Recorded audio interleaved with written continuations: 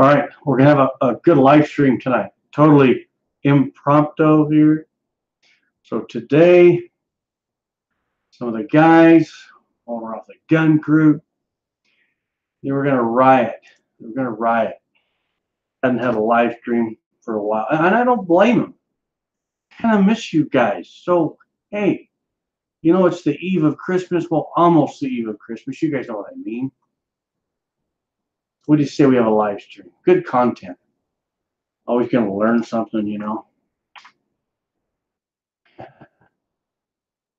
All right, I'm sending the link out. I'm sending it everywhere.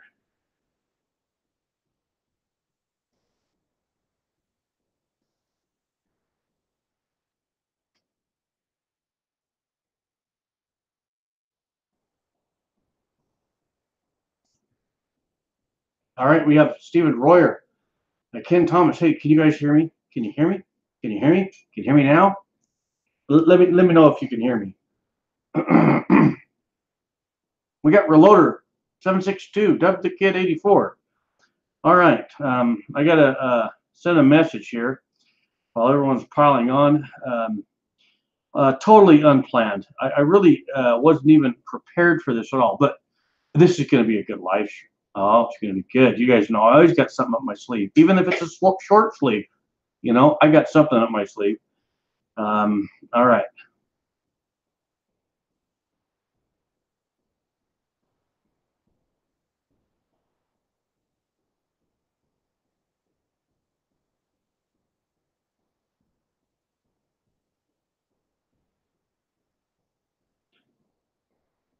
Okay. Oh my gosh, you guys are piling on. Hey, we got some new guys. Dave Stein, new guy. Everyone, welcome Dave Stein. I'm gonna kind of be calling the names off as you come on. Then we'll do a big roll call. And I got channel update for y'all. We got some really neat things to look at. This is great. Just to give you an example, okay, we have some replica miniguns by Goat Guns. And, you know, we're going to learn a little something about these. We're all going to dig in and learn something about these. So we can look at the replica, the scaled down model, right? But they're real world. They're die cast too, right? Really neat. And so as I was putting them together, you know, it was like, you know, there's history there. So we're going to talk about 4 different mini rifles, and we'll learn a little something from each rifle, right? So let's see, we got Big G-Mac. We got Reloader 762. We got Eagle Eye Shooting. And guy, Dave Stein. He's a new guy. Welcome, Dave. And Stephen Royer. I think Stephen's a new guy. Welcome, Stephen. Big Bear 5353. Walter Bunning. Walter, I sent you a link. I sent you the link. You got to get on. I can't do this by myself because I don't know about reloading, and I don't know anything about guns.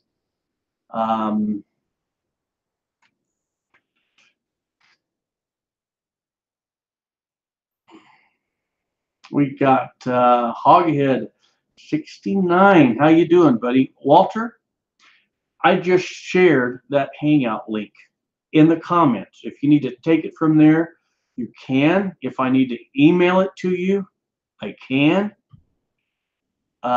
Hey, Mark P. Colo. I don't know if he's a new guy, but welcome, Mark P. Colo. Not good to have you. So this is completely unplanned. I was at work today and started getting messages off of the Facebook group that they were going to riot if they didn't have a live stream. So I was working, and it's the holidays, and you know how you gotta work ahead for the holidays, for the days off. So it's really under the gun and under pressure. But I said, you know, hey, I'm a gun guy. I've always got content. You know, it's not like I have to learn this. Although I don't know anything about guns or reloading, but we got a good show. Hey, here's another new guy, Indy Irish. Is good to have you. A new guy, Indy Irish. We got Tim Pace. Mark K. Polo. That's Mark. I can never say his last name, but we know Mark. He is such a good guy. Clark Artman, new guy. Say hi to Clark. Okay, Walter, I'm going to send it to you. Hey, Mark Piccolo, if you would just want to be on the Hangout, click on that link, or if I need to, I can email it to you. I'm not sure if I have your email, but I can email it to you. So, okay, Walter, link is coming your way within minutes here. We got a good group on tonight. Good group. Oh no.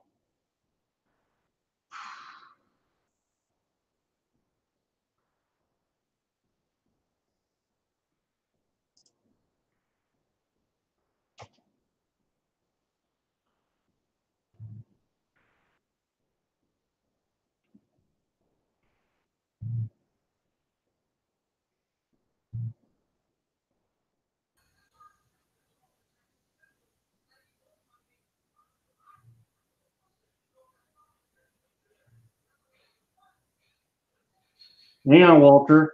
Hang on, buddy. All right. We have Mark on. Mark, can you hear me? Yeah, I can hear you. All right. We have Mark on. Mark, can you hear me? Yeah, I can hear you.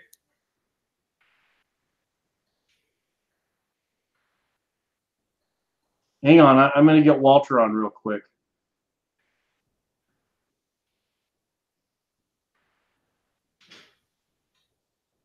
Hang on. I'm going to get Walter on real quick. My Yahoo logged me out. Sorry.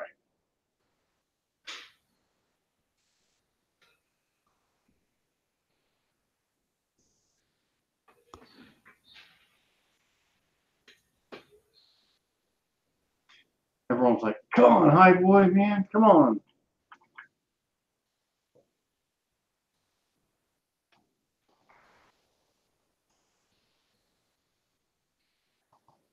Okay, Walter, I just emailed you the link.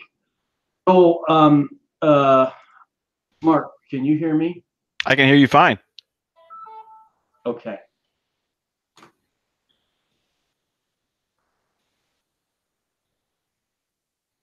Hang on, buddy.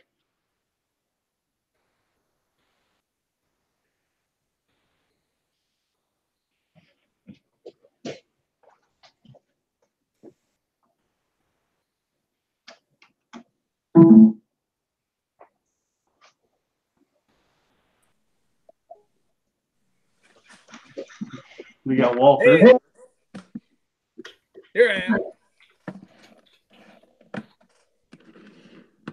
Okay, guys, I'm having technical difficulties with my headphones. I don't understand why. They're going in and out on me. Hang on. Can you hear me back there, High Boy? Oh yeah. All right. So High Boy asked what everybody was loading today. I loaded up a couple hundred of these. That's 45 ACP 230 grain round nose out of that Lee mold. Loaded up over about 4.9 grains of tight group. This has been a good load for me. That brings me in with a standard deviation of around 7. So I've been shooting the daylights out of that. That's been a good load. Easy, comes out at about 825 feet per second. And then I loaded a bunch of 45 Schofield, which is in kind of down my alley. I like some of these old legacy cartridges. That 45 Schofield is a nice, easy, light load for me to shoot with my arthritic old hands. That's why you don't see a whole lot of 1,500 feet per second handgun loads out of old Walter here. This one comes out at about 800 feet per second out of my 7.5-inch Ruger Blackhawk. How fast? What's the 800, right at 800 feet per second. That's so a nice round. It's not real hot. That's a 255 grain Extreme company. That's the name of the company. You know, flat nose bullet. copper plated. I got a whole mess of these cheap one time. And I don't think they do this anymore, but Extreme used to sell their seconds, their rejects. They'd have pots full of them and they'd sell them at heavily discounted prices. This particular bullet, this 255 grain plated one, was seconded because they forgot to run them through the Canalure machine, the roller. And so these are like 45 Colt bullets. They didn't get any Canalure. So you got to be careful with how you crimp these and stuff, but they shoot really good out of this 45 Schofield. Hey, Walter, I've got a canneluring machine down in the shop. I'm using a 45 ACP, just a taper crimp on them, and they work fine. Yeah. They work good enough. I get a little bit of a it'll be interesting to see what happens with Extreme, because they went bankrupt, and apparently they're going to try to sell that branch off to somebody else. I was sponsored by them for 5 years, so yeah, I've used their products for a long time, and have had good success with them, and I've been on the phone 2 or 3 times with them, and they've always been really good to work with, and their pricing structure has been good. They have a lot of sales and whatnot, so I kind of hate to see a company like that go under. They're over there in Nevada, and They started off as kind of a little family operation, and then they opened up a second plant up north, and it was West Coast, and then Acura, and then Extreme, and apparently Acura is trying to buy them back. Oh, okay. So yeah, that's interesting. Yeah, I hope they maintain, because I like to shoot copper-plated bullets, because I'm an older guy, right? I got arthritis problems, and so I don't shoot a whole lot of high velocity ammo anymore. It just hurts my hand. Even when I go shoot. Any day, I wear gloves that got a really good tight, wrist, Velcro thing around there to help hold things together. And so plated bullets work really well for me. I'm not going to, they're inexpensive. I'm not going to shoot, high velocity stuff. And so there's no real good reason for me to shoot a whole lot of jacketed stuff. I do shoot a lot of my own, cast stuff, but as well, and largely for the same reason. But even at that, even if you're an old guy with arthritis, every once in a while you got to load them up, right? Yep. Yeah, that's right. So hey, add a little extra blue emu when you're done. Yeah, that's it. Yeah, that's right. All right, I'm gonna call off a few more guys. So we have Clark Artman, we have Andy 79Z28. Hey, Andy. So you've got your own channel. You're kicking that off. Let us know when you're ready to live stream, and we'll get you on for sure. And then we have Michael Swarm. Awesome, Michael Swarm. Hey, I have a topic, and I'm going to pick your brain on it, Mark. And it was a question that Michael had a couple of days ago, and I've been itching my brain, and I think I might have it figured out, but I'm going to throw it your way. Okay. We have let's see, we have some really good guys. Chica Wise, he has a channel. Charles Miller Jr. We have Fuzzy Fork 8, Ratchet Man, my good friend Ratchet Man. Dead Horse, yeah, Ratchet Man. Brian Marks, and wow, we got a great group tonight. I don't know really which way. Idaho Rogers. I want to make sure I get everybody. I don't know which way we're going to go tonight. Let's see. Daniel Eaton, Chuck Best. So we have 39. That's a good turnout. That's a good group. Yeah. For just off the cuff, I didn't plan on this, and so. Me either. Yeah, none of us did. Yeah. Well, I caught us all off. So, but that's when we always have the best live stream. So first off, I want to tell everybody I have some good stuff that's coming down the pipe, but I'm just waiting for a product to show up, and I've been casting my own bullets. I have some lipstick bullets. I do.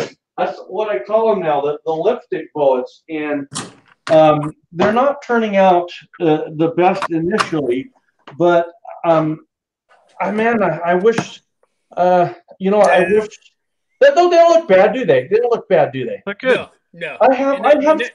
That pink is hard to work with. I'll attest to that. It is. So I want to tell everybody this. Ronnie Sykes over on the Facebook group and Andy 79Z28, they have really put some good information out there. And I've really tried to not go. I want to tell everybody this. I don't want to offend any other YouTube channels out there. I don't go to YouTube channels to get my information. I just feel like that's just like stealing from someone.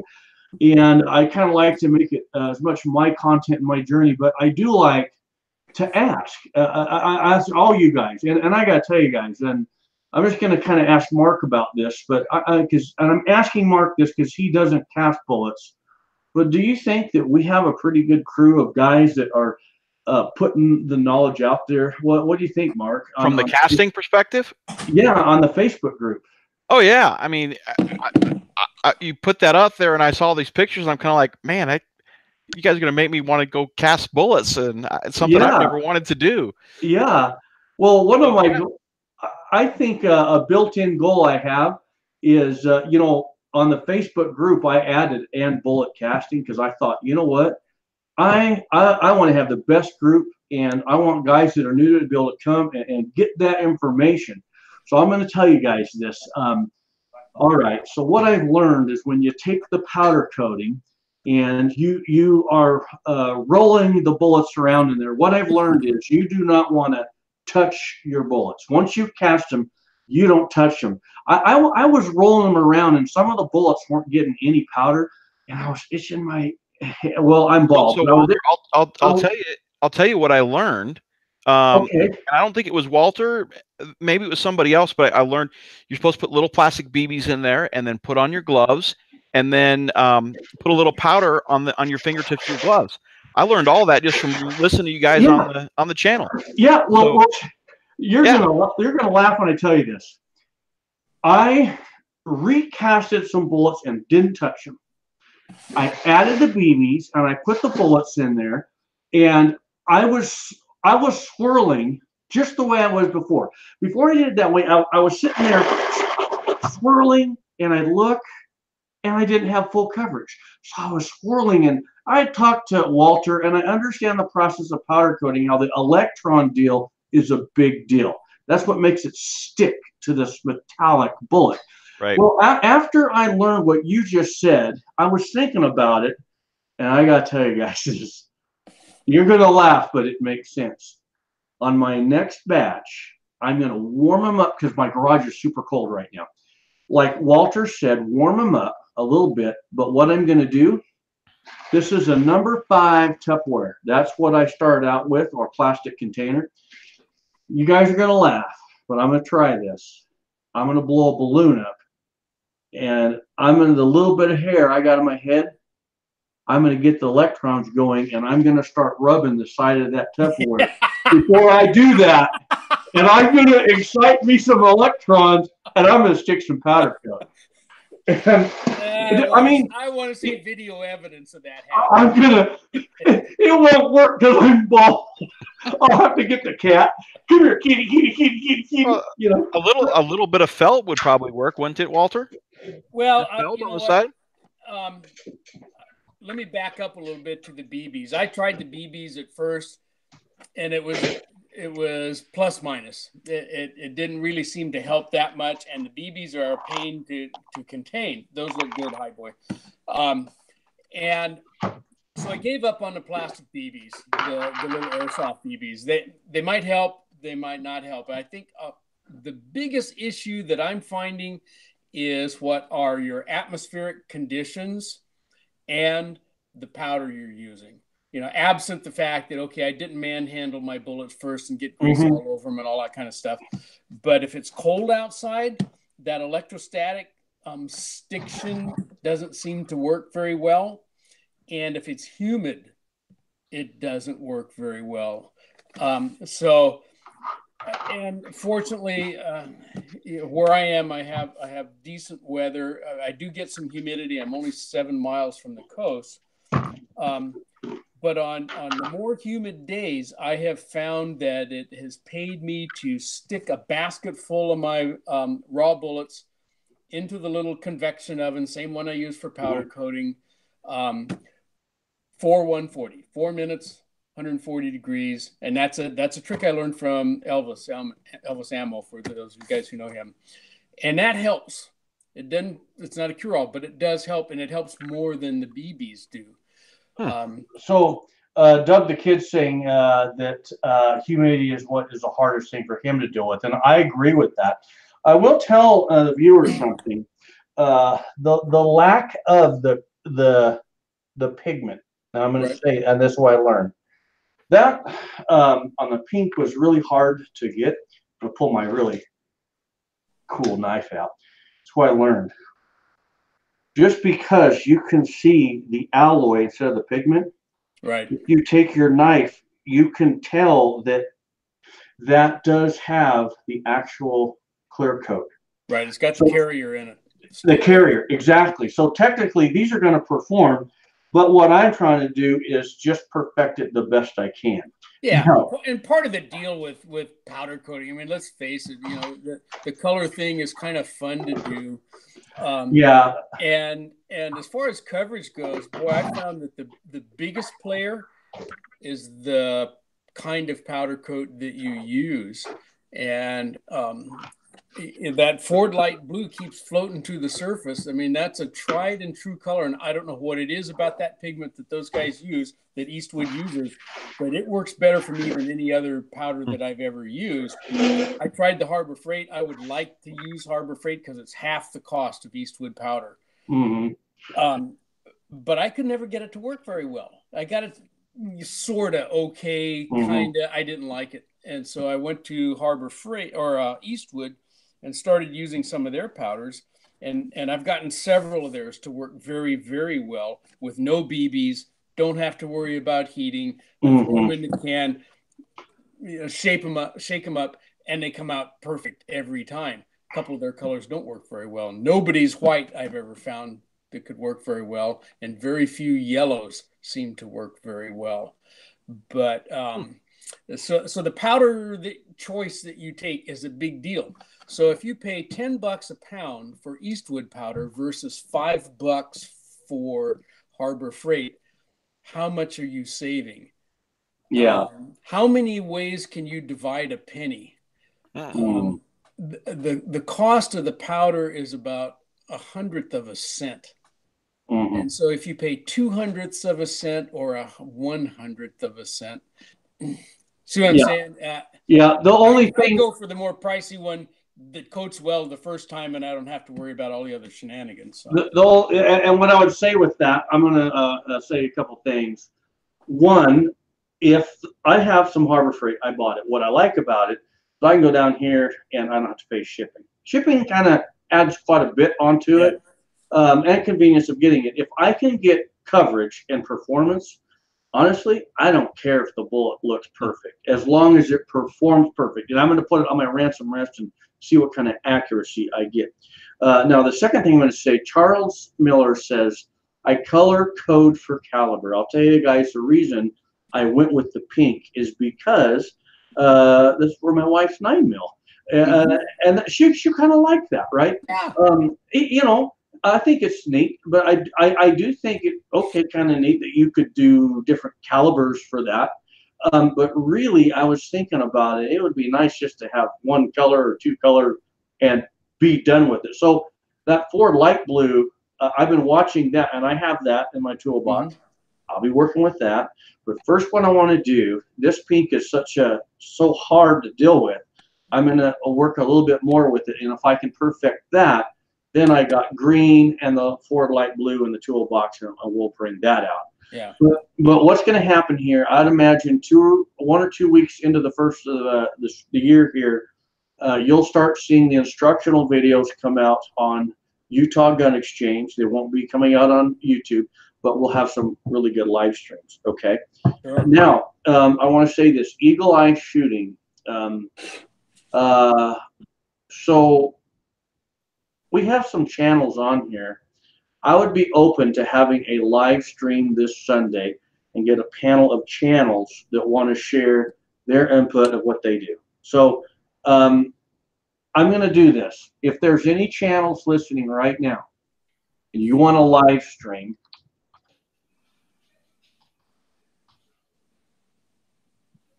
yeah. While you're putting that in there, High Buddy, a couple other things too. You can mix powders if they're all polyester bases. For example, you can mix colors and come up with all kinds of goofy stuff. And, you get tail ends of bags of powder, and you can put them together and come up with weird stuff. And I went the color coding for Caliber deal for a while. And I also, after a while, you're going to end up with 4 or 5 different colors with 4 or 5 different shaking containers. And so when you're working up a load and you're going to do 5 different loads, you can do 5 different colors. It's no big deal. You got them all right there anyway. You can shake up, 5 bullets in this color and 5 bullets in that color and put them all in the oven at the same time. The bottom line of that at the end of the day was I'm bagging all of those individual loads up in a sandwich baggie with a sticky note on it saying, what it was. And so the color is not a huge deal, but it's another plus, and it's fun. It's fun to shoot colored bullets. Guys sneak up behind you at the range and go, "What the devil you got going on? What are these purple bullets?" And you start talking about casting and powder coating and why we do it in the first place. And it's another dimension. I won't say it's better or worse than any other kind of bullet, but it's another dimension of loading. I got to say, when I saw the powder coated bullets, I thought, what is going on? What have we turned into? Am I going to have to click out, cancel my YouTube channel and just go be the lonesome shooter in the desert? So then I started casting these, and last weekend the family went out to Golden Corral, and I showed the guys, the guys in the family. They were like stepping back from me slowly. But as I explained it, they're like checking them out, and they're all interested. They thought that was really cool. I mean, there is a reason. I'll say this. For this one, the horse is in front of the cart. In other words, we didn't develop the colors for what we're doing. It's just that we took a product for what we're doing. It happens to have a variety of colors. So, if you can use the calibers to identify, the colors to identify a caliber, more power to you. If you can say, hey, the pink ones are for my wife and she really likes them, great. If you want to do them all black, that's great. However you want to do it. There's very little that really matters beyond that about the color. I did read some stuff, and I can't attest to this at all as far as the validity of this, but when we first started doing powder coating several years ago, there was some information out there that said that the Harbor Freight black, and Harbor Freight uses an epoxy based powder coat as opposed to a polyester base. And the information implied that the Harbor Freight black might be abrasive to your barrel. I don't know why that would be, or if that's actually factual. What do you think, Mark? I really don't know. An epoxy versus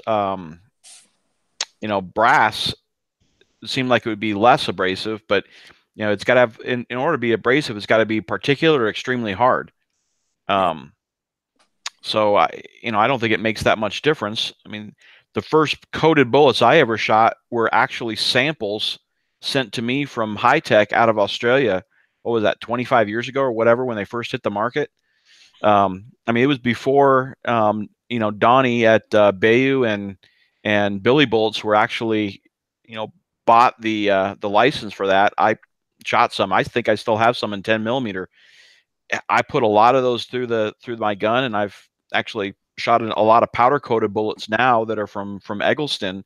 It's a bullet maker here in Colorado, and I have looked with the borescopes and the microscopes that I have access to, and I haven't seen any indication that there's any wear, abrasion, pitting, or anything. So, what I would call that is just some extreme bowel remover. That's the most I would put that in.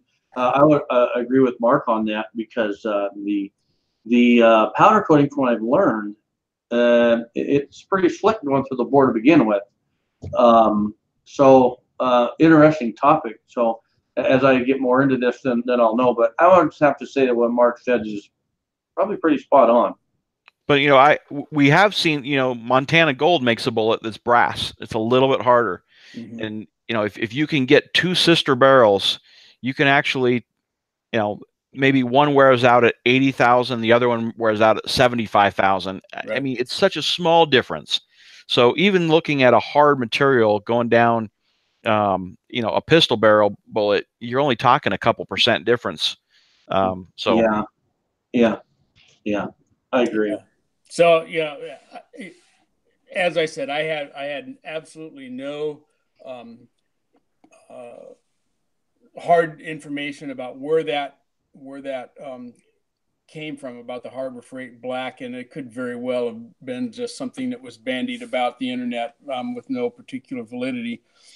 But whether it is or not, as Mark is saying, so your barrel wears out at 75K compared to 80K. Who cares about that? It's not an issue. The whole powder coating thing to begin with, it solves a few issues with cast bullets, and one of them is the mess and the smoke that's involved with traditional lubing, and another one is that it completely encapsulates the lead, and very little of that lead is going to get vaporized in the first place, even with traditionally lubed.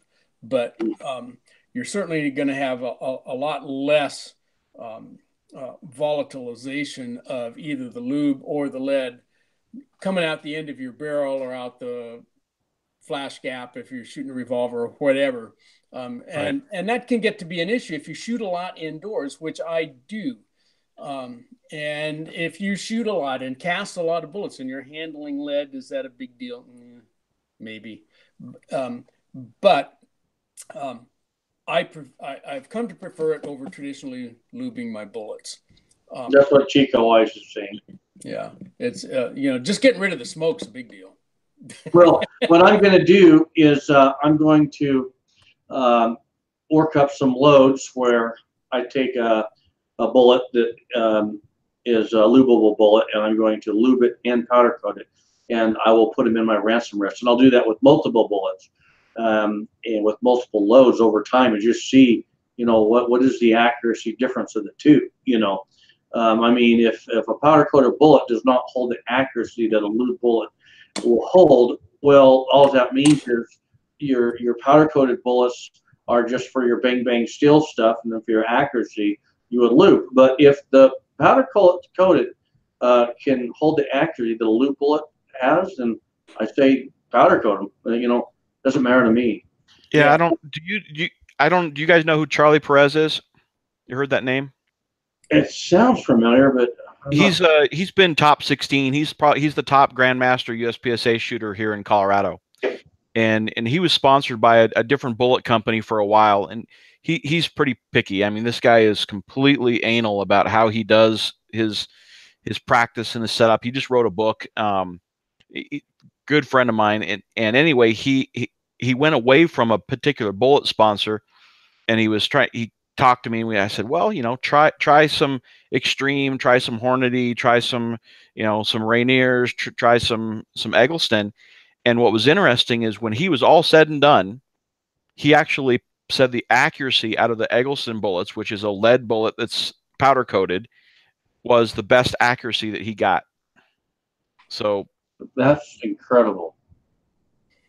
I can't say that powder coating has affected the accuracy one way or the other with my shooting, and I'm not shooting competitively. I'm a everyday retired old fart that goes out and shoots a bunch. Yeah. And you are an old fart. I do test my ammo, and I run it through the chronographs, and I watch my accuracy and whatnot. And I don't see any difference one way or the other. I can't tell you that powder coating makes my ammo more accurate or less accurate. Seems to shoot about the same for me. And keeping in mind that I'm shooting mostly handguns and I'm shooting mostly at with 12.5 yards or less, because yeah, I can have my sight picture in focus or the target in focus, usually not both at the same time. So I'm shooting fairly close, and that's what I do. So the powder coating is, all of the above mentioned benefits are good. Accuracy is not part of the issue for me. Okay, I want to say something. I think Reloader 6762. I think that's Ronnie. I think that's Ronnie from the group. He is really he's a good guy, and he has a lot of knowledge on powder coating. And he just said, I haven't noticed much, if any, difference between powder coating or traditional lube. It's basically a wash in both handgun or rifle. Man, if that's the case, I'm going to be all over this powder coating stuff. I think it's great. So, Mark, you do have a question by Indy Irish. He's saying, hey, Mark, what other projectiles do you use other than Extreme in the 9mm? Well, I shoot, as you know, I shoot 30, 40,000 rounds a year.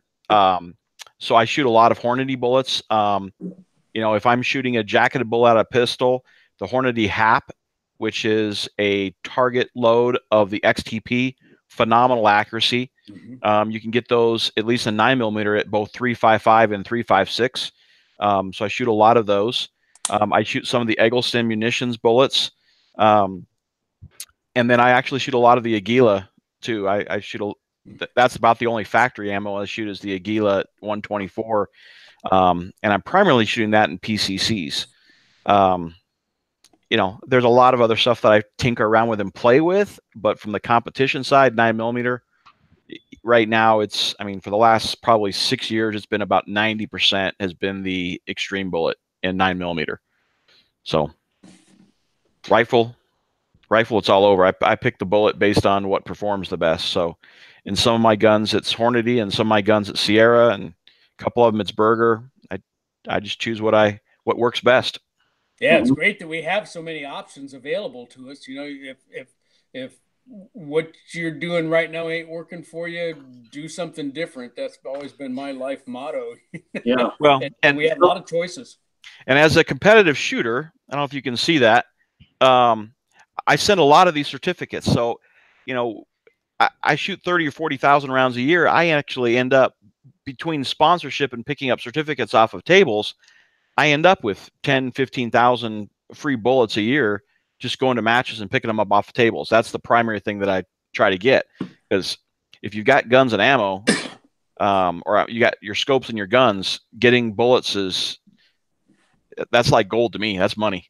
Yeah. Yeah. Oh, yeah. Yeah. That's your entire platform that you're standing on, man. That's everything. I get that. Yep. Okay, so I'm going to ask Mark a question. So, out of my wife's Ruger SR 1911, she has the 9mm Commander. That thing's a workhorse, right? But then I got my Ruger LC9, dual compact 9mm, and I got the SIG compact. I find that the slides, they don't lock open on the 115 grain. They like the 124s. Do you have any experience or knowledge on bullet weights and the slide not locking open? Yeah. So, what's interesting, and I was just on a string on a forum, and we were talking about what kind of bullets do you use. I primarily, for the 9mm, the small carry guns, I've got 2 cars. I've got a PM9. My wife has got a 905, which is the Taurus revolver.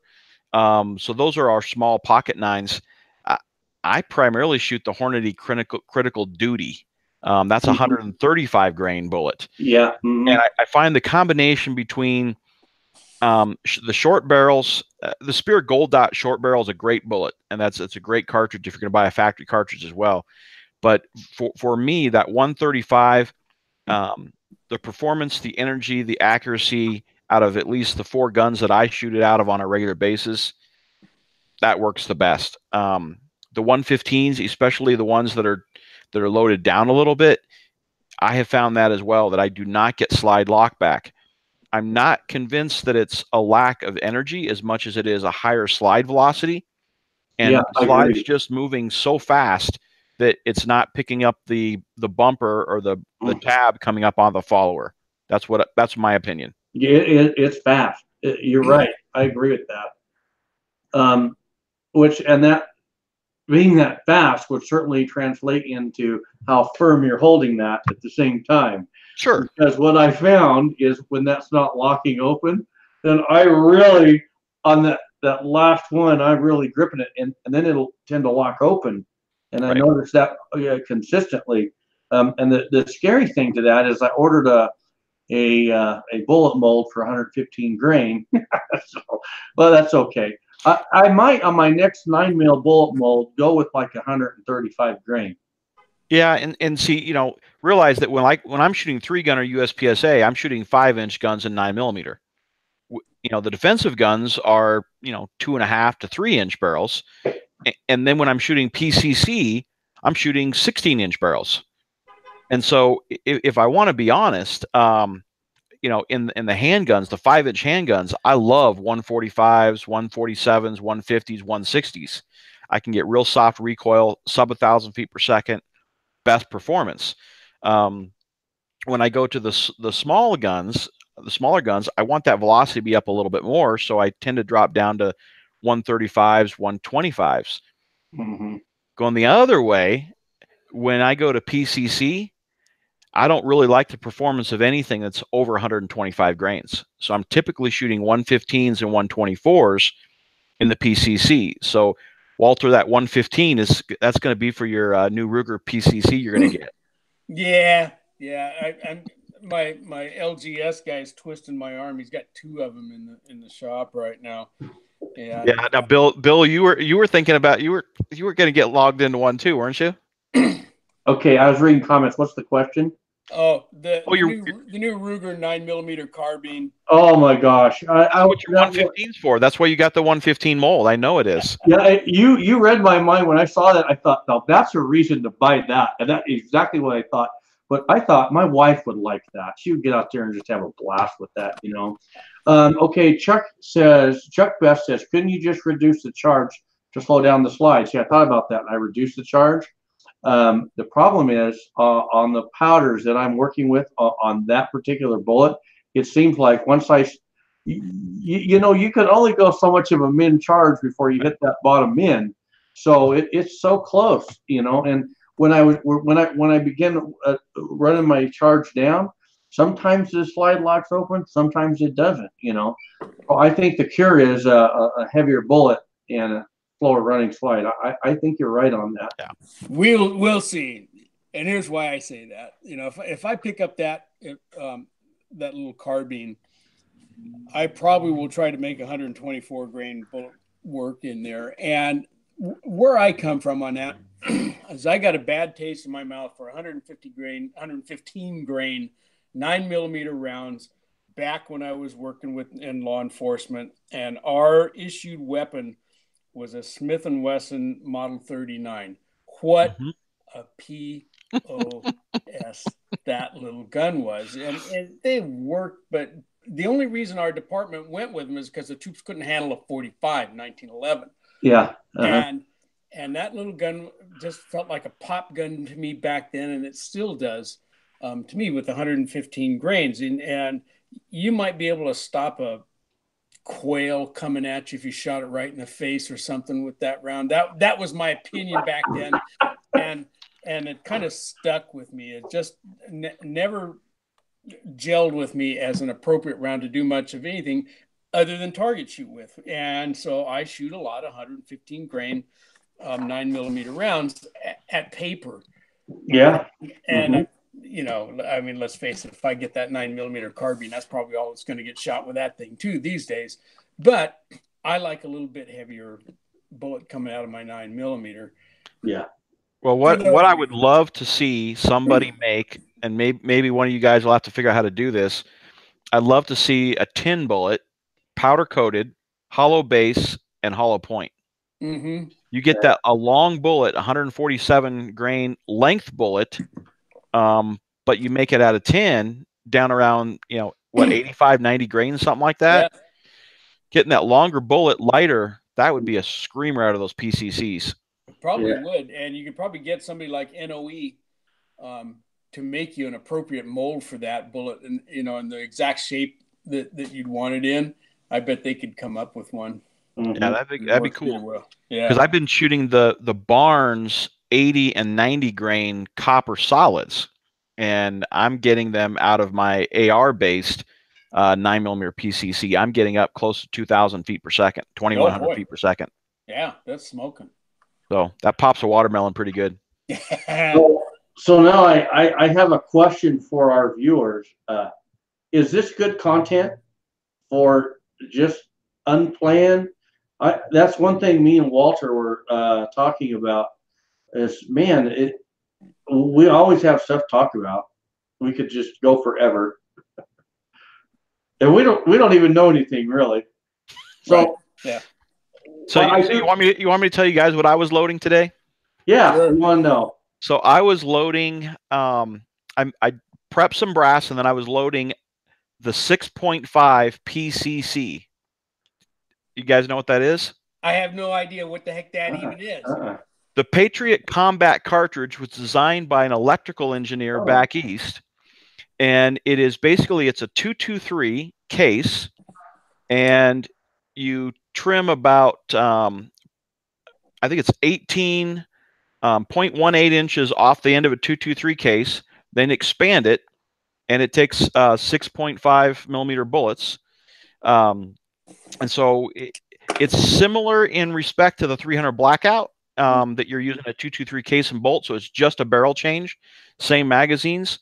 But I shoot the 107 at about 2,600 feet per second, and the 95 grain bullets at about 2,750. That's out of a Black Hole weaponry barrel. So one of the things that I had to do when I got the PCC is I had to get CH4 to make me a Dillon trim die, so I could use my Dillon trimmer and one of the short deck bases. So maybe I'll make a video on that. But it's a cool little cartridge. It's one of those cartridges that fits in the smaller platform, the AR-15, and it's just almost right there. It's about 50 to 70 feet per second behind the 6.5 Grendel. Wow. That sounds like a lot of fun to me. Oh, it's cool. It's a cool little cartridge. So, well, and new is always good.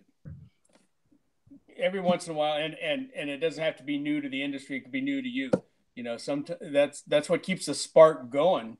For me, every once in a while, I'll run across some firearm I never even heard of or something, and like this Ubertian 4440 that I just got. I never loaded 4440, and there's all kinds of surprises loading for that cartridge. And I mean, the first thing is that the brass is like made out of tissue paper or something, and so you order new brass and it comes in, it's all dented to heck and stuff. You go, man, I hope this goes through the sizing die okay.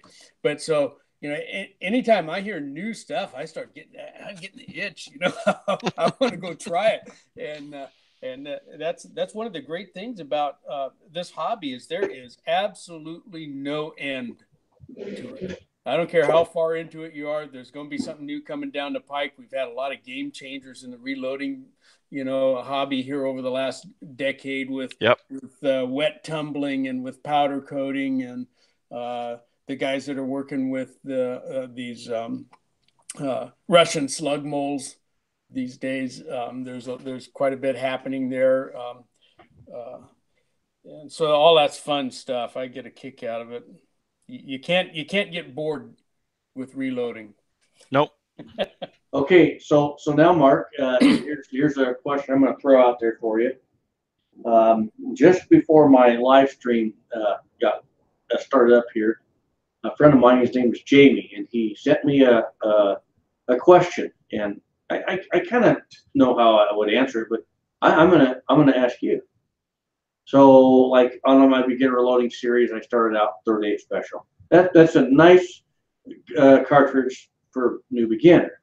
Sure. But that doesn't mean a new beginner can't start out with whatever they happen to shoot. If you got a guy that's shooting a Magnum when he hunts, guess what he's going to load for? Yeah. So this guy, he wants to load for a 7mm mag, and he has been told that you shouldn't start out loading for a Magnum.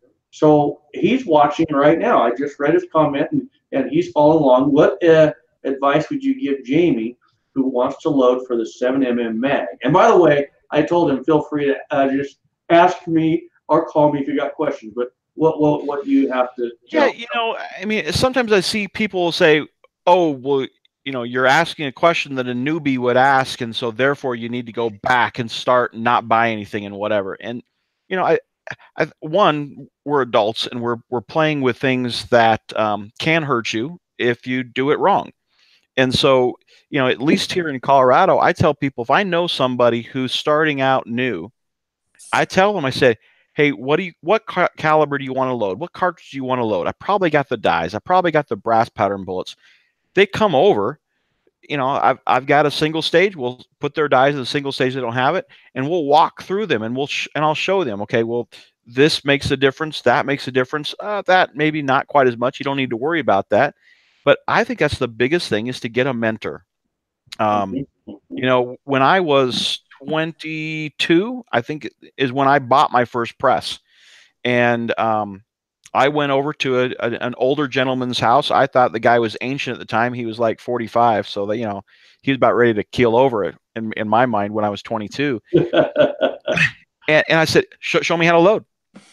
And so he had his stuff set up. He showed me how to load. I said, "Can I try it?" So I tried it a little bit. I've got a 14 and a 17-year-old boy. They both loaded their own ammo. I taught them how to do it. So I think there's a big enough community, a large enough community, if you can find somebody local to just go over to their house or go over to their shop and say, "Hey, show me what you're doing." And that's what I would say. Find somebody local, go get some help. Yeah. And that could be tough to do in a small town. Sure. However, could. That said, there are shooting clubs everywhere. Right. And whether they're NRA or whether they're a local sportsman's club, a guy can go to his local gun shop and say, "Hey, where's the shooting clubs?" And go talk to those guys. And some of those guys are going to be hand loaders and some of them aren't. But pretty much the guys who are in the clubs are the shooters that enjoy the social aspect of shooting. That's why they're in a club.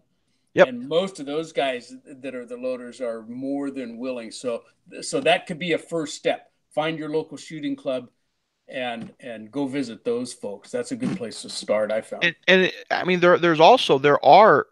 I'm not necessarily saying they're all the same, but NRA does have a metallic reloading, a shotgun reloading. They do have these instructors, and a lot of these instructors will go to, a gun show, or they'll go to a gun shop, and you can find these by getting on the NRA website. You can find these guys, and a lot of times they'll just put on a clinic here and there at a gun store or club. Yeah, so, they're having a tough time here in California now with that. I know. I would assume so. Yeah. A couple of our in the Tri-County areas where I live, and that's San Luis Obispo, Santa Barbara, and Ventura counties, they've been trying to come up with an NRA sanctioned course with their instructors, and they haven't been able to pull it off. It's just, but California is a different animal, as you guys all know. So, well, and I think everybody learns a different way too. I mean, from a teaching aspect, 4 or 5 basic learners. So, part of it's knowing who you are as a person. Are you a visual learner? Okay, well, maybe YouTube's fine. If you have to actually do it, I think it's better to go and actually find somebody that can do it with you. So that's part of it, depending on who you are, knowing who you are, and finding the right medium, at least to get that initial information to you. And I think the last thing I would say is, I don't care if you're shooting a Magnum or a 38 Special, don't hot rod. There's no reason to hot rod stuff. Well, and what I was going to say is that's the thing with loading for a Magnum. You know what? Someone can get just as hurt loading for a 38 Special as you can with a Magnum. It's just the Magnum really didn't hurt. But the fact of the matter is, you're still going to start at a min charge and work up watching for pressure. Right. Now, I want to ask, I'm sorry, I'm going to ask this. Jamie, are you ND Irish? I don't always know who I'm talking to. Okay, so is that ND Irish? But what ND Irish said is he had learned how to reload by watching my Dillon XL 650 series. Then he hired a person to come over to make sure he's doing it right. And I've always told my viewers, and I'll always say this: don't come to me and think that now you're ready to do it. I always tell someone, seek professional help. Yep, get a double check. Yeah, read published data. Hey, Mark, how many books have you read on the topic of guns and reloading? Oh, hundreds, literally hundreds. Yeah, and so it really scares me when guys know how to reload and they've only watched YouTube. That's it. I'll have guys, they want to compliment me and I appreciate it, but they say, "Oh man, I've watched your videos and you're how I reloaded," and they've never read. And if you're not going to go hire someone, at least get a book, right? Right. But I got to be honest. Don't come to any YouTube channel, not even me. I don't care how good they are, and think that you're ready to reload.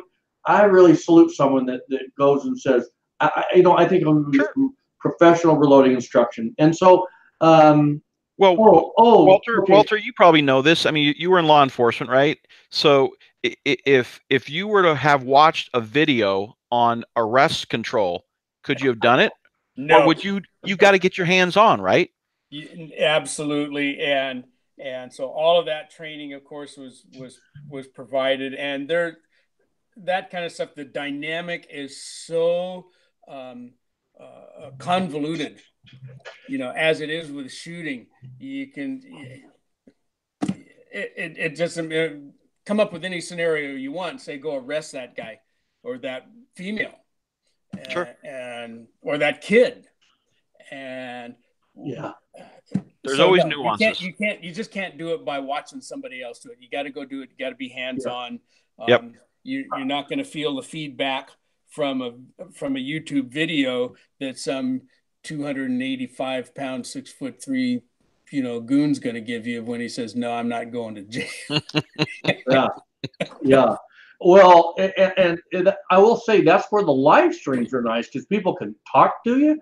Mark, I don't know if you'd want to do this, but if you ever want to do a hook up on a live stream, or actually you have your own channel, I think you ought to do a live stream, single stage. I think that would be awesome. You ought to think about that. Okay, we do have a question and I want to take it, but go ahead real quick. Oh, I was going to say, we got a great question here from Josie Velarde. Is that the one you're looking at? Yeah. Why don't you go and Mark go, and then I'll go. We'll throw our 2 cents. This is like the #1 question, or maybe at least out of the top 10, right? And Josie says, and it's a great question, Josie. It says, "I'm new to reloading and I'm getting a single stage press for Christmas. What brand of dies do you recommend and why?" So that's one of the biggest questions we all get is what gear do I go buy? What press, what dies, what bullets, what brass, what powder, what this, and this. And this is pretty specific. Josie's asking, what dies do I get? So that's a huge question, and there's no good answer. None of us are going to say, run right out and buy Lee dies, or run right out and buy Lyman dies, or go on eBay and find some old Pacific dies. So there's a lot to be said. Yeah, I see you, high boy. All right, come out with the Lee dies. So there's no single good answer to that question, Josie. We got to back up a little bit and ask you a couple other questions first, I think. Like, what are you going to reload? Are you going to reload pistol, or are you going to reload rifle? And if you're going to reload rifle, what kind of rifle are you going to reload? You're going to shoot long distance, you're going to shoot short, you're going to shoot competitively.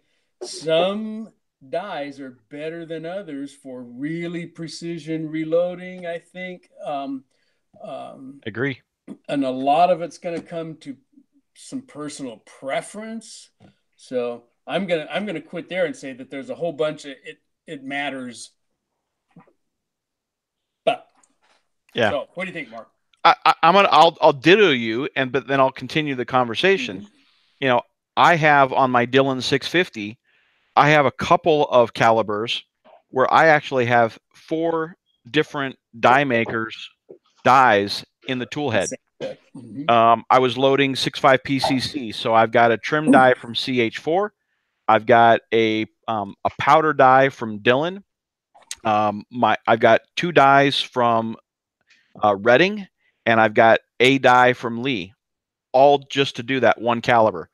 And so I tend to, I've been doing this for a while, and so I know what I'm looking for. So when I look at a specific caliber, and like Walter said, when I know what I'm going to be doing with it, I can go and pick out all the various dies that meet the best specifications for what I want to develop.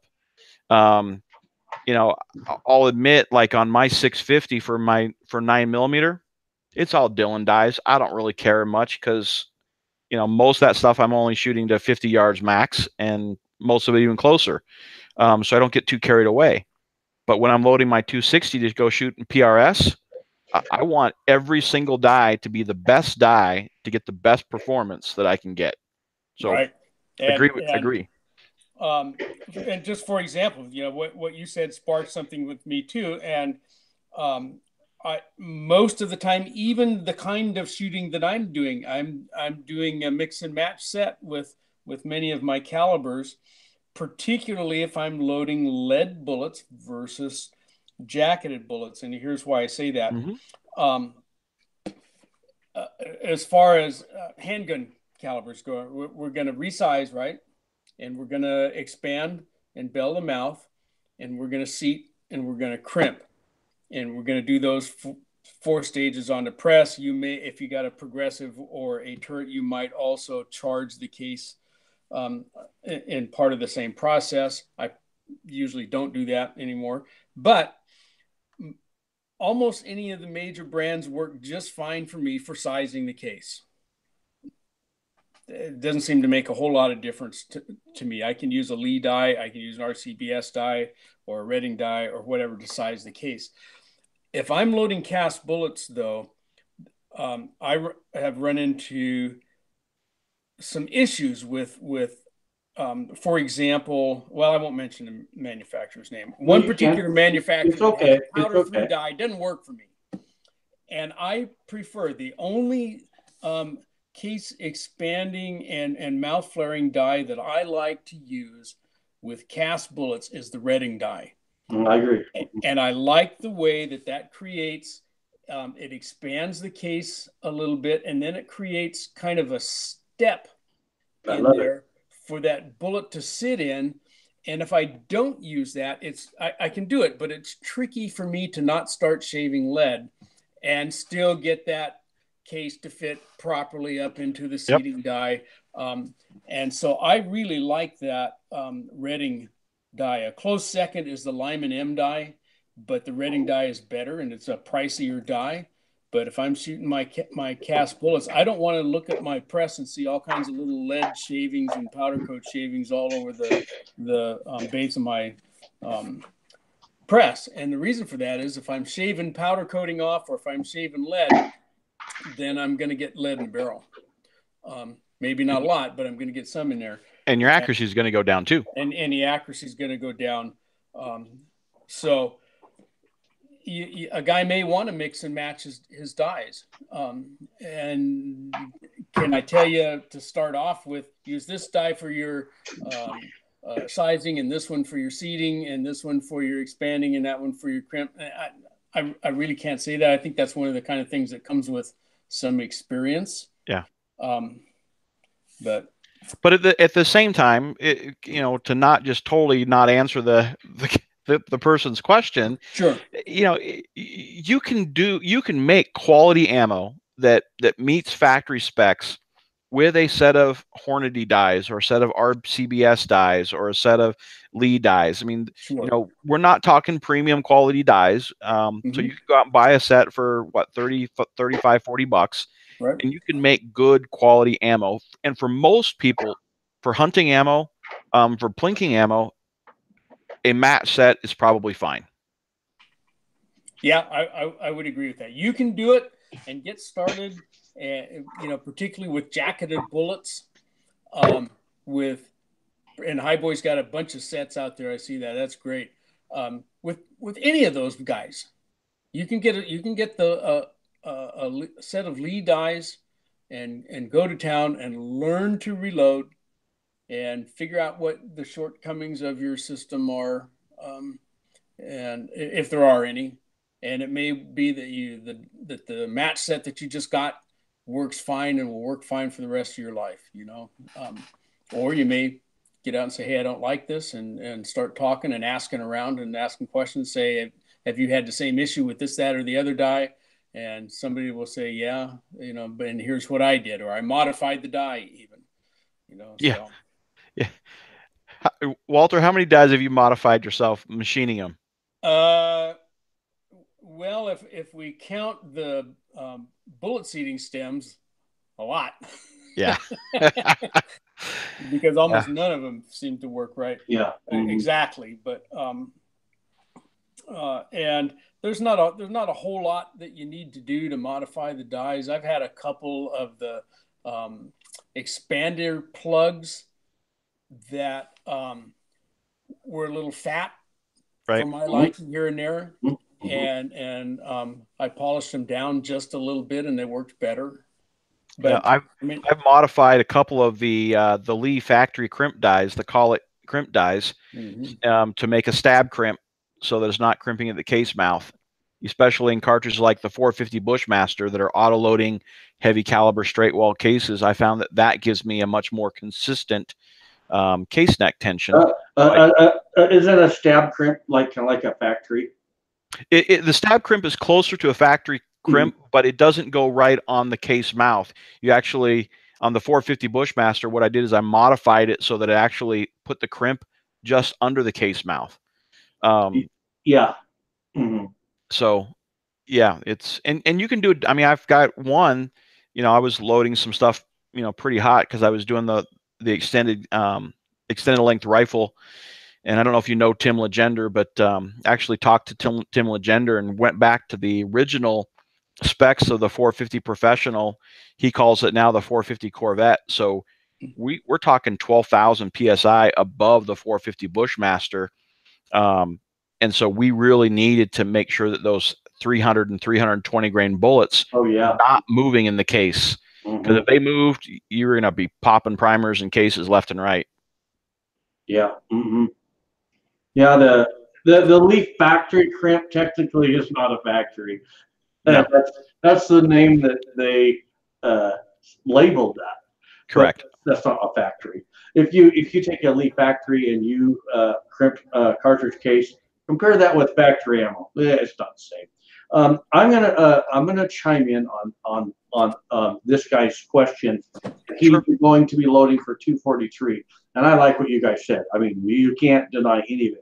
But I'll just put kind of my spin on this. For years, I loaded off. Go to the 5-gallon bucket at the pawn shop and looking for your dies. Because I mean, in the early days, I didn't have a lot of money. I wanted to go to school and all that, And so you would piece dies together, and then as I got older and acquire stuff, then I stepped up and I bought my Lee dies. Out of all the dies that I sold off, now that once my daughter was raised and I started buying new reloading equipment, I get rid of all my old die sets and had some really cool garage sales, and that stuff went for a premium. The stuff I had for years. I couldn't believe what I got out of all my shell holders. I took the same amount of shell holders that I sold and turned around and bought brand new shell holders and had money left over just from garage sales. I couldn't believe it, right? But I never sold my Lee dies. I love my Lee dies. I think they're fantastic dies. For pistol handguns, you cannot beat a Lee die. You just can't. I'm not saying that it's the best die, but I will say this before we get into all these dies.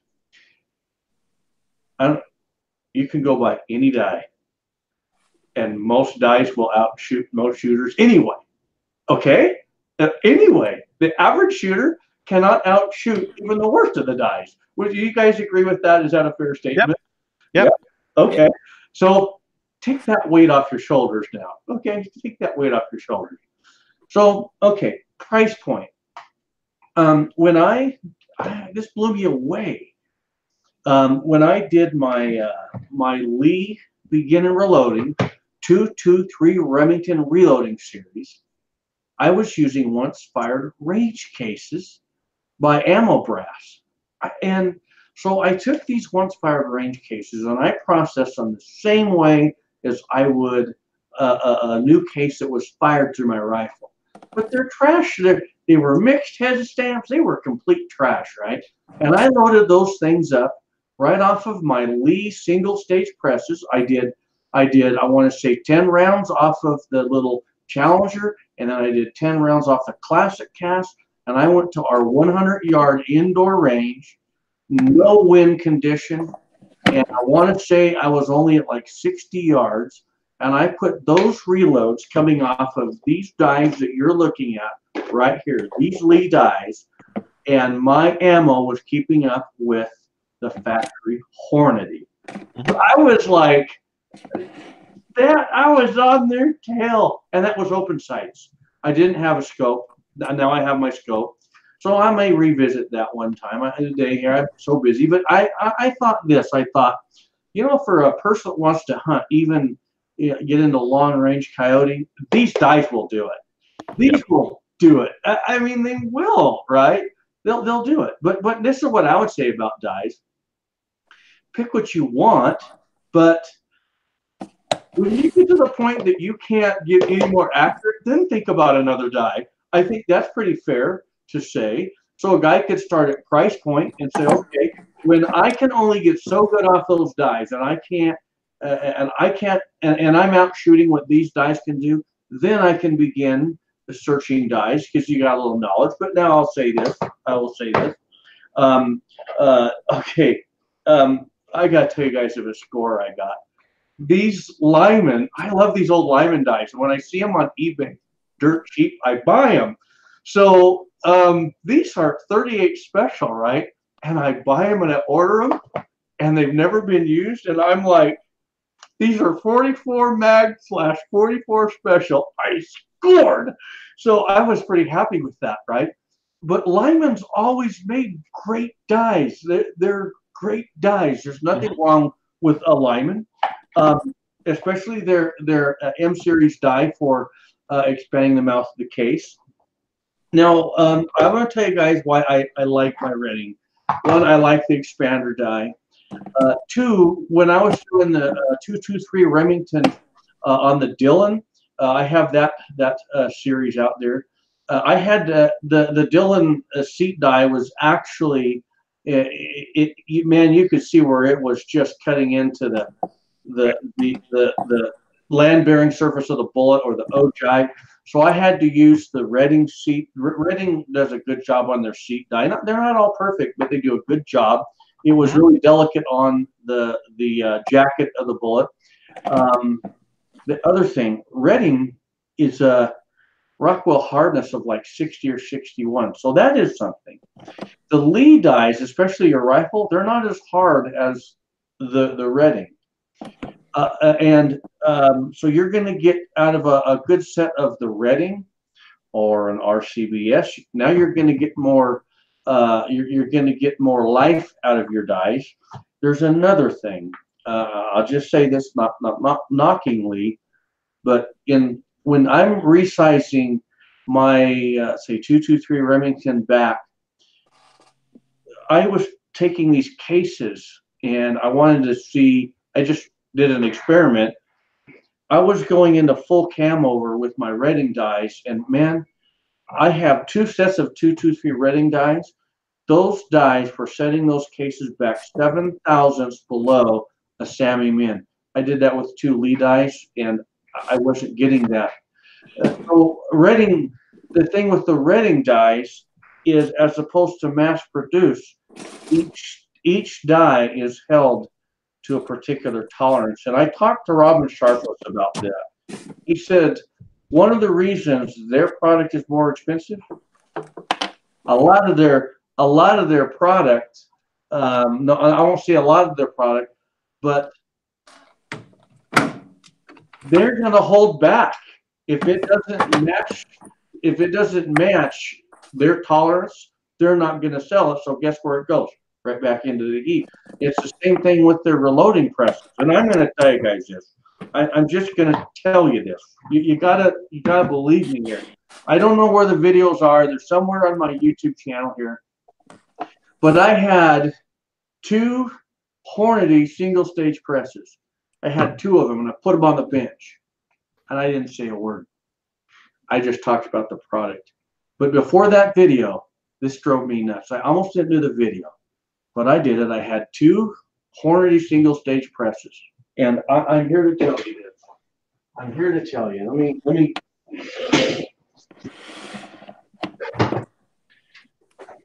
I had the presses sitting just like this, and I didn't say a word.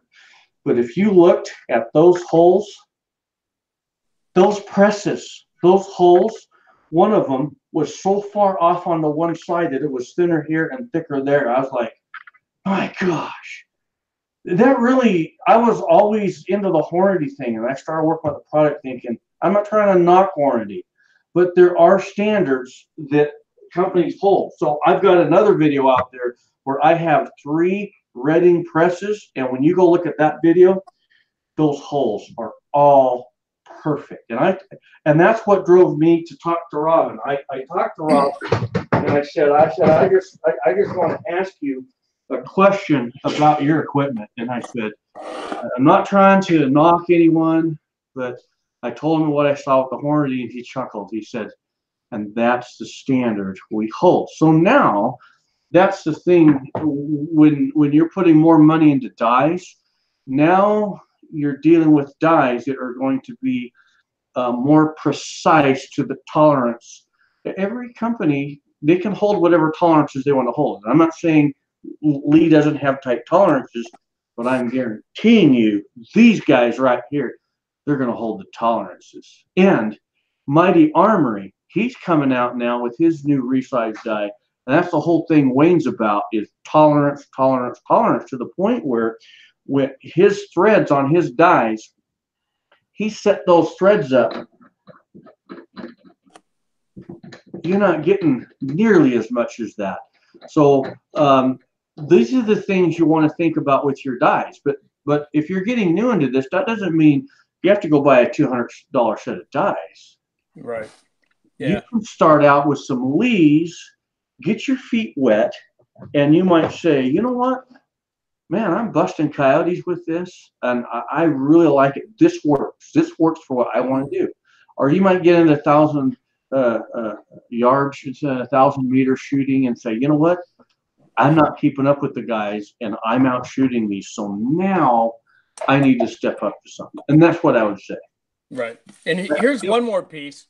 Tell me if you guys can see this. Let's see if I can switch my camera around here. So, and this is about eyes as well. Come on, camera, switch around, will you? There we go. So, dang it. It's not working for me. Can you guys see that? Yep. That red case there? Okay. So that's a 45 Cowboy Special. All right. And that's kind of a weird little cartridge. There's the 45 Cowboy Special case right there next to a 45 ACP case. So, Good night, Nick. So this is basically a 45 Colt base. But shorter. Right, but way shorter. It's even shorter than the 45 Schofield. Well, guess who makes dies for that? Nobody. So look at that mess in there. So there's a Lee die for the sizing.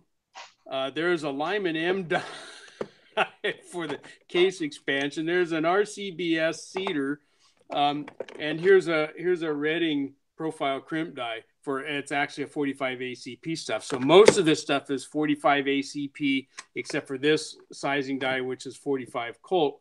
So it was definitely a case of mix and match. Why? Because you go to the store and nobody's got one for 45 Cowboy Special, which might tell you, don't bother with 45 Cowboy Special, but it is kind of a fun cartridge to go shoot. Again, particularly for if you're going to shoot light loads anyway. out of your 45 Colt. If you're going to shoot low powder, why not get, a better case volume yep. ratio out of that little guy. And that's partly why folks like Ruger came out with their 45 Colt convertible that you could also put in a 45 ACP cylinder in. Well, so now out of my 45 Colt Ruger, which does not have the convertible cylinder, I can shoot those lighter loads with now cartridge. Just so the viewers know that what Walter just showed, as soon as Nick gets his accurate number 2 powder, we're going to do a private live stream, just the 3 of us, and we're going to work that load up, and then we're going to do a real live stream, and we're going to talk about every die that we're all using. We're going to talk about the load data, and so you'll see that live stream. Then I'll make an official video and put it onto Utah Gun Exchange. But that there, and I would like to see if I could get Redding to make that die set. I'm going to ask them. I have no weight, but I mean, I think it's a very legitimate request. Obviously, there's a use for that, so maybe they would do it. So I got a couple last questions we're going to take, then I'm going to show you guys some mini rifles. We're going to tie this up. Jeff says, Jeff MOA, as long as my die match my chamber, it's all good. And that's why I'm saying the Lee might do really good, because it sure matched what I was shooting. I was really impressed with these Lee dies. I won't get rid of these Lee dies. I think they did really good for the AR-15 that I built. So JDW is saying, oh, we got another question. Odd Todd, what do you think about L.E. Wilson? I think L.E. Wilson puts out some of the best equipment you could ever get your hands on. It's expensive, but it's investment grade and precision. I've got a couple pieces from them. I've got a couple pieces from Forster, and some of that high end stuff is good. I think actually one of my match chamber check gauges is actually a L.E. Wilson. So yep, several of those. Yeah, all my case gauges right there are L.E. Wilson. I like them. They're well made. Yeah, and they hold super tight tolerances, and they're proud of everything they do, and they're still that little company that they just take their time with everything. So JDW, do you guys think that Hornady or RCBS competition or match dies or high-end series of dies from those companies compared to Redding dies? I'm just going to let Mark answer that. No, Redding's still better. I love Hornady. I love the guys. I still think Redding's better. Yeah, I'd agree. Their overall quality, just their machining, is better when you take a Redding die and put it in your hands. It's going to just feel better than the Hornady dies, which is not to say that Hornady dies don't work, but I think the quality is a little bit better. I think I only have one Forster die, and that's my 223 seating die is a Forster micrometer die, and I like that one, and I got that because somebody gave it to me. But the quality there, or the quality seems to be there with that Forster die, but that's as far as I can go with that one. I've got about 6 or 7 of them. I think the Forster and the Redding are in the same ballpark at least. Oh yeah. Well, and so the reason I want Mark to answer that is I love my Redding. So I'll say this: if I could walk into a reloading shop and they had every piece of equipment, someone said, okay, you can have one of everything, but you can only pick one manufacturer, it would be Redding. The problem is Dillon makes the best progressives. So I'd say I'd have to shoplift the Dillon on the way out. So that's you know what I'm saying? Yeah, but Bill, I've got a couple. I mean, there's a couple. I almost prefer the 9mm dies from Dillon to pretty much anybody else. At least for what I do, I like them. I think they work good. They're easy to rebuild if you break them, and if you load 20,000-30,000 rounds of 9mm a year, you're going to break stuff. Yeah. So. Well, and so I'll throw onto that. I think that Dylan dyes are right up there with Redding. I've never had one complaint with the Dylan dye, and unless I have to, I wouldn't want to use a Redding dye on my Dylan. I would prefer to use the Dylan first because I like how they have their dye design. You don't have to take the dye off if you have a problem necessarily. Right. So I think what you're saying is totally fair. So I don't mean to say it in a way that I wouldn't want. I think everything Dylan makes is great so far that I view. Mm-hmm. I will say there's one thing I don't like about the Hornady dyes, and I just kind of wonder what some of y'all say out there. But you know what I didn't like about my Hornady dyes? I didn't have this problem with all of them, but when I started getting into my Hornady, when I was updating all my equipment, I bought their dyes. I just wanted to have Hornady. I loved everything about their equipment. Well, I got their dyes, and for the seat dye, that little floating stem, that sleeve, whenever I would begin doing cast bullets, I would yank that sleeve out. It drove me nuts, and that's ultimately what made me decide to get rid of my Hornady dyes. So I didn't like that one little feature about that. Do you guys have any input on that? That one? Yeah. Yeah. I've never been a big fan of it. It works, and the idea is there's a piece, another floating piece up inside there too, that comes down, kind of grabs your bullet, and the idea is that it's going to hang on tight to that bullet and help seat it a little straighter. Yeah.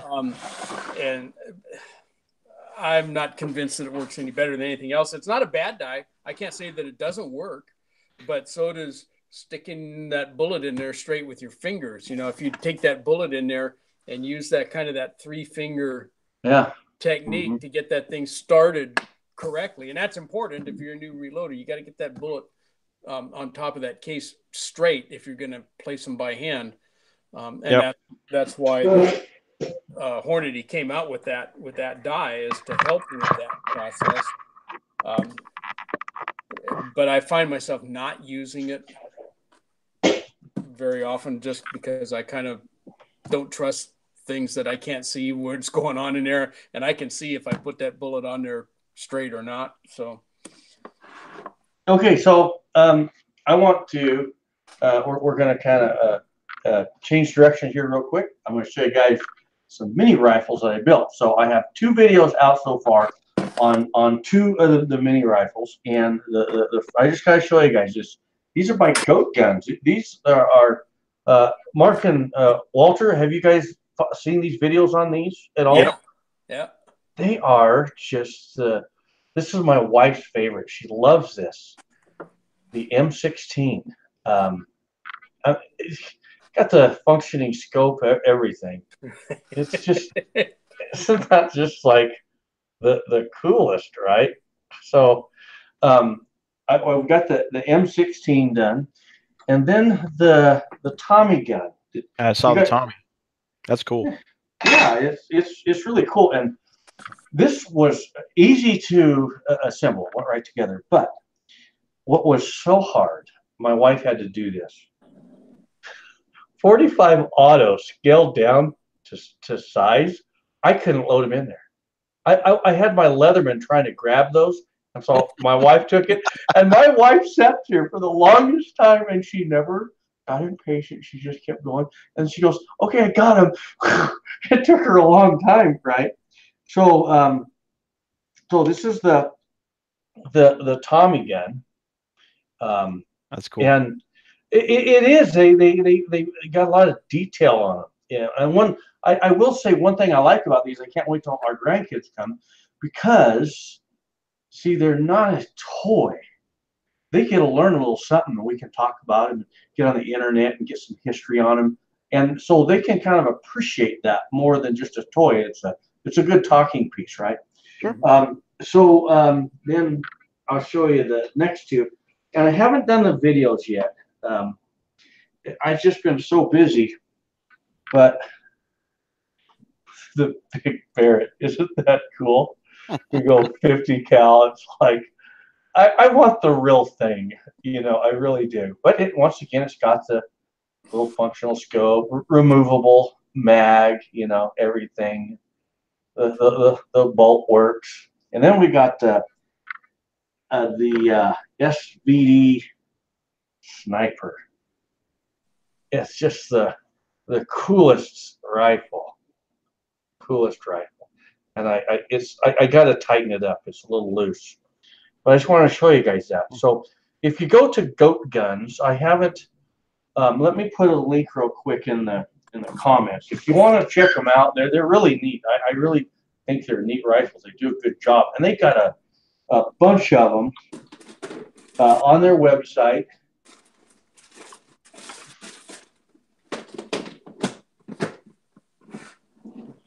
Well, I want to thank both Walter and Mark for jumping on, man. I thought it was a really good live stream. Really good. No problem. It's fun to do spur of the moment stuff to just see what comes up. Oh, real quick. There's my email for any of the guys that have YouTube channels that are into the bullet casting and the powder coating. If you send me RSVP to Ground Zero Reloading Gmail, we can put a live stream together Sunday and just talk about casting bullets, powder coating, and how you do it. We'll just open it up that way. Now, here's the link to Goat Guns. Go over and check them out. You get some neat stuff over there. So, Walter, did you have anything you wanted to end with? No, I'm getting hungry. Let's go eat. I've got lasagna waiting for me. Oh my gosh! Well, let's not keep you any longer. Anything you want to end with there, Mark? No. It's all good, and there's always something new to learn, and I've enjoyed learning about a little bit of bullet casting and powder coating. I think it's kind of cool. When's your next competition, Mark? The next one I'm shooting is actually January 12th, and that's a long range match. So. All right. Wow. Well, yeah. Let us know how you do. Very good. All right. So I want everyone to. I want you to type Goat Guns and Mark. Can you read the comments? I can't see them for some reason. I don't know why. Oh, okay. I can see them. Okay, Walter, call them off. All right, here we go. Goat Guns, you guys. I got mine. Yeah, come on, guys. Let's go. Okay, Sandman, Tim Pace. Goat Guns. Andy79 says sheep guns. That doesn't count, Andy. It does. Shooting. Reloader 762. Dead Horse. All right. Jeff MOA. Chico. JDW. Floyd. Jeff MOA. Dub the Kid. 406 Dean. Mm-hmm. Okay, yeah. Dan Eaton, Goat Guns. Odd Todd, Goat Guns. We've got 37 that are signed on. That's only about like half of us. Okay. GMC, Goat Guns. Who else here? Danny goes Dope Guns. Come on, you guys. Yeah, Dope Guns. Okay. Idaho Rogers. I want to share something here. Give me just a minute. This is for Andy.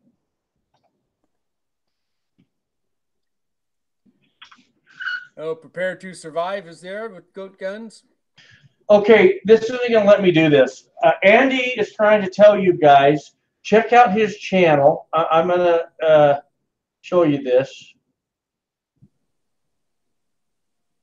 Okay, there. Check out my channel. Only a few videos, powder coat and zinc. Is it called Andy79Z28? Is that the name of your channel? Bear Lake 1624 is out.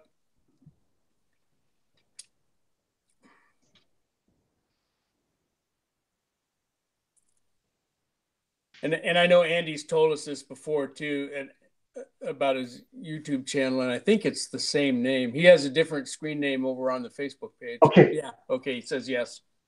Here we go. There's your link. My internet's so slow. There you go. That's his channel. Go there and subscribe. He's an awesome guy. So, okay, one last thing. Any channel that wants to live stream Sunday, we'll get as many of you on, and we'll just try to bring it together. Shoot me an email, groundzeroloading@gmail.com. Let me know that you want to do that, and I'll set it up, and I'll make the announcement, okay? So there we go.